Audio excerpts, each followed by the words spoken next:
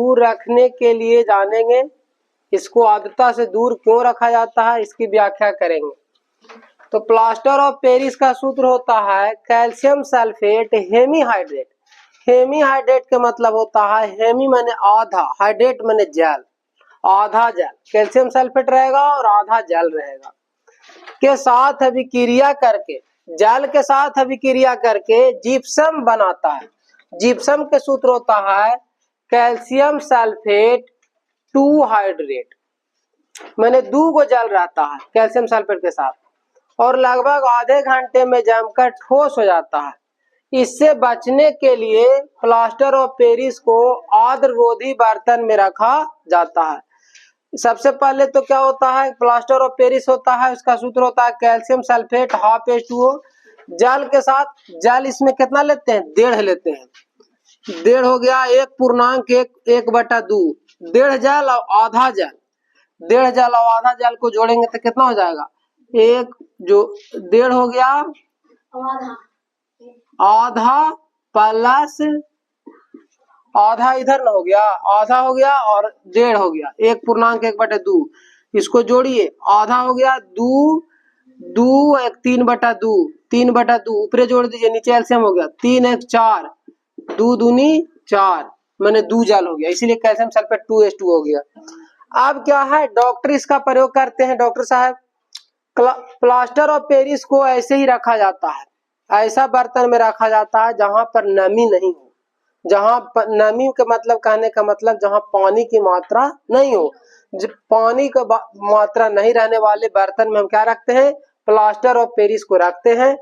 अगर डॉक्टर साहब जल को इस्तेमाल करके इसको लपेट देते, जिसका हाथ टूटा रहता है उसमें क्या करते हैं, प्लास्टर ऑफ पेरिस को पानी में लपेट के पानी से भिंगा के हाथ में लपेट देते हैं और आधा घंटा के बाद जहां टूटा रहता है उसको एकदम जम जाता है हाथ में plaster gypsum, plaster of Paris होता है जो जल के साथ अभिक्रिया करके क्या बना लेता है, जिप्सम बनाता है। जिप्सम बहुत ही हार्ड हो जाता है, ठोस हो जाता है, शुरू में तो मुलायम रहता है और जैसे आधा घंटा के बाद हाथ में देखते हैं तो उसको ऐसे बजाते हैं तो टन टन का आवाज आता है सूख के, तो ये हमारा क्या बन जाता है, जिप्सम हो जाता है। जिप्सम जहां टूटा रहता है उसको एकदम फिक्स कर देता है, स्थायी कर देता है। हाथ को अगर इधर उधर लोग कार्बो करता है ना तो जहां पर टूटा रहता है ना वो डोलता नहीं है, जिसके कारण उसको आदमी के हाथ क्या हो जाता है, महीनों दिन के बाद क्या हो जाता है, उसका हाथ जम के हड्डी जुट जाता है।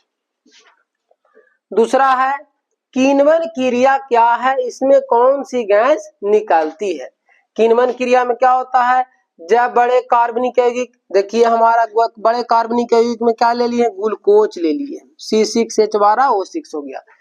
एंजाइम एवं ईस्ट के सहारे, एंजाइम एवं ईस्ट के सहारे, यही मेरा एंजाइम है और ईस्ट के सहारे बड़े कार्बनिक यौगिक में ग्लूकोज है C6H12O6 होता है।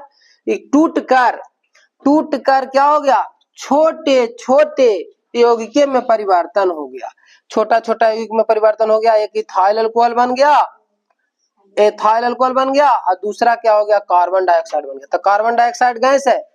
ऐसी घटना को क्रिया को किण्वनीकरण क्रिया कहते हैं, किण्वन क्रिया कहते हैं। क्या कहते हैं, जब बड़े यौगिक एंजाइम एवं ईस्ट के सहारे दो छोटे छोटे यौगिकों में टूटकर परिवर्तन हो जाता है, इस क्रिया को किण्वन क्रिया या किण्वनीकरण क्रिया कहते हैं। बड़ा यौगिक है हमारा ग्लूकोज, एंजाइम एवं जाइमेज इसमें के सहारे क्या हो गया, टूट गया, इथाइल अल्कोहल बना, इथाइल अल्कोहल बन गया और कार्बन डाइऑक्साइड, इथाइल अल्कोहल हो गया, ये शराब की तरह हो गया और कार्बन डाइऑक्साइड हो गया जो गैस है जो उड़ जाता है। दूसरा क्वेश्चन है जस्ता के 2 यस्कों के नाम एवं सूत्र लिखें। पहला है जिंक ब्लेड, इसको जिंक सल्फाइड बोला जाता है, जिंक सल्फाइड को ही क्या बोला जाता है, यस का नाम क्या हो गया, जिंक ब्लेड, ये ऑब्जेक्टिव में पूछा जाता है। दूसरा यस का नाम है जिंक कार्बोनेट, लेकिन इसका नाम है कैलामाइन। पहला है जिंक ब्लेड, दूसरा है कैलामाइन। पूछेगा ऑब्जेक्टिव में कि जस्ता के 2 यस को नाम बताइए, ऑप्शन में देले रहेगा जिंक ब्लेड और बाकी दूसरा नाम दिया रहेगा, उसको चुन के एक मार लेना है।